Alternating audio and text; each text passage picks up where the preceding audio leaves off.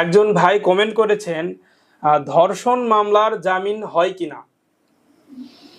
দেখেন, বর্তমানে সংশোধিত আইন অনুসারে একটা ধর্ষণ মামলার আসামির সর্বোচ্চ শাস্তি মৃত্যুদণ্ড করা হয়েছে, কিন্তু তাই বলে যে জামিন হবে না এটা মনে করা ঠিক নয়।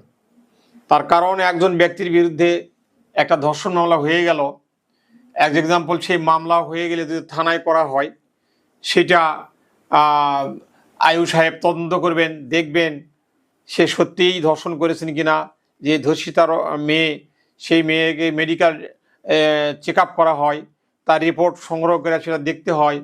তারপরে আরও কিছু আছে, স্থান কাল পাত্র ভেদে তদন্ত পূর্বক হয়তো দেখা যাচ্ছে যে যাকে আসামি করা হয়েছে সে আদৌ ওই ধর্ষণ কাজে লিপ্ত হয় নাই, তাকে অন্য একটা ষড়যন্ত্রমূলকভাবে তাকে মামলায় ইনভলভ করা হয়েছে।